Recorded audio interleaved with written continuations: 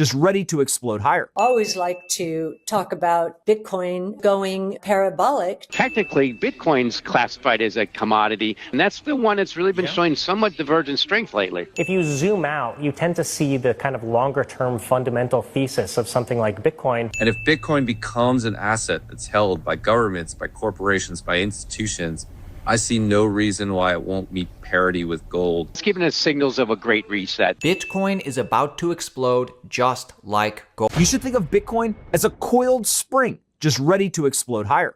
The harder that gold runs without Bitcoin, the more violent the move in Bitcoin should be. Bitcoin is up over the last 5 days, while gold has been falling. This outperformance is a departure from the trend year to date, where gold has been significantly outperforming Bitcoin. Gold's up more than 20% since January 1st. And Bitcoin's only up 3%. As I continue to say, both assets embody the sound money principles that investors are seeking during times of uncertainty. But here's one key data point to understand to get an idea of what happens next. Bitcoin usually lags moves in gold by about 100 days. Jack Green put together this great chart to show how the relationship worked in the last 2 years. Now, if the trend holds, if you go back even over a decade as well, David Foley shows that with this graphic right here. It's important because gold has been appreciating aggressively while Bitcoin has lagged behind. This is actually normal and not something to be concerned about. Instead, you should think of Bitcoin as a coiled spring, just ready to explode higher. The harder that gold runs without Bitcoin, the more violent the move in Bitcoin should be 3 to 4 months later. A big reason for this is that Bitcoin is much more sensitive to global liquidity than gold. The digital version of sound money is always going to be the better performer because of the smaller market cap and the larger addressable investor base that is yet to allocate to the asset. So gold has had a great run, but I believe it's Bitcoin's turn to join the party now. We elected a pro-crypto administration in the US. We've established a Bitcoin strategic reserve. I think you're going to see governments around the world buying Bitcoin.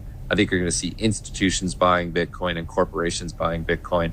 And if Bitcoin becomes an asset that's held by governments, by corporations, by institutions, I see no reason why it won't meet parity with gold within the next 4 years.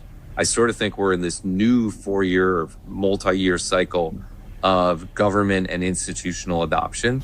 And I think the end point of that is parity with gold, and that's $1 million of Bitcoin.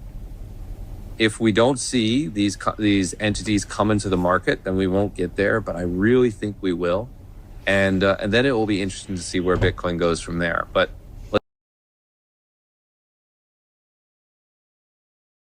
I was with a sovereign wealth fund. That was the conversation. Should we have a 2% allocation? Should we have a 5% allocation?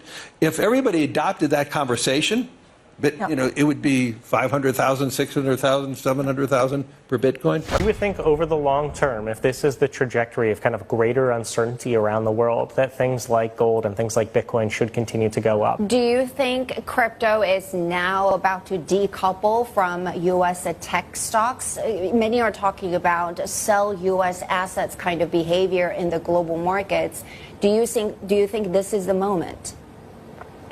Well, crypto over the long run is decoupled from U.S. tech stocks. I think what you have to look at is, are you looking on a short-term basis or are you looking over a longer-term basis? Over a short-term basis, you can see all types of different assets have rising correlations to each other. And in fact, if you look at the last few weeks under more market uncertainty, you've seen everything from stocks and bonds to crypto trading with higher correlations. But if you zoom out, you tend to see the kind of longer-term fundamental thesis of something like Bitcoin really drive it to behave differently than traditional assets. The long-term correlation between U.S. stocks and Bitcoin is more like 0.2 or 0.3. It's a lowly correlated asset.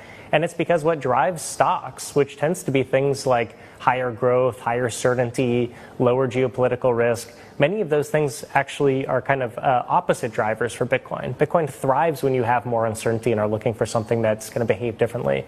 So fundamentally, this should behave like an uncorrelated asset. And I think as we continue to see more time play out in this uncertain environment, you will see a dispersion between these. That strategy, his company is about to raise another $84 billion to buy Bitcoin. This is in addition to the $42 billion that he's already been in process and raised a significant chunk of to buy Bitcoin over the past few years. As of today, MicroStrategy already owns over 500. Now, this is just a classical liquidity indicator. Basically, it shows you that the money supply is growing. There are multiple M2 money supply. Well, there's the M0 money supply, M1 money supply, M2 money supply, and then there's the M3 money supply. And I'm pretty sure there's also an M4 money supply. So there's all sorts of different money supply and different metrics. But at least the M2 money supply, it shows you the liquidity. And if you just overlay it here with the Bitcoin price, and you actually delay it here by about 80 days. So I delayed over here this indicator to about 80 days. You can see it exactly lines up over here with the Bitcoin price. I mean, you see the liquidity going up, the Bitcoin price follows, you see it going down, the Bitcoin price crashes. It is quite insane how high we are currently going. Now, of course, some people are posting this chart. They were saying, oh, Bitcoin is going to go to 180,000 US dollar. That's not really how this indicator exactly works. But you do see the liquidity spiking here to the upside, which is a setup for a much bigger move to the upside. Now, how high, it's questionable. But I think at least, well, we've broken far here beyond here the previous high. So I think